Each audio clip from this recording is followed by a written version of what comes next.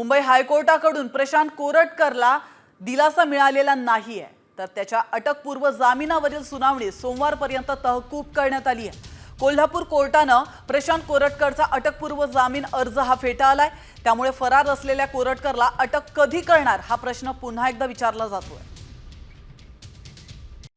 Comscore नुसार आता isakal.com आहे देशातील नंबर 1 ची मराठी न्यूज वेबसाईट। प्रत्येक अपडेटसाठी isakal.com ला नक्की भेट द्या। कोल्हापूरच्या कोर्टाने जामीन नाकारल्यानंतर प्रशांत कोरटकरला अटक होण्याची शक्यता पूर्ण असतानाही त्याला अजूनही अटक झाली नाही। मग आता या पार्श्वभूमीवर प्रशांत कोरटकर हा फरार आहे। आपण एकदा पाहिलं की सुरुवातीला अगदी 200 पोलिसांचा बंदोबस्त प्रशांत कोरटकरच्या घराच्या अवतीभोवती असतानाही तो तिथून निसटला कसा हा महत्त्वाचा मुद्दा अजूनही शिल्लक राहतो। आणि त्यामुळे काही पोलिसांचं त्याला पाठबळ आहे का, त्याचे गुन्हे पाठीशी घातले जातात का राज्य सरकारतर्फे, हे सगळे प्रश्नसुद्धा आहेत। आणि म्हणून अशा पार्श्वभूमीवर कोरटकरला जामीन देऊ नये असं आमचं म्हणणं आहे।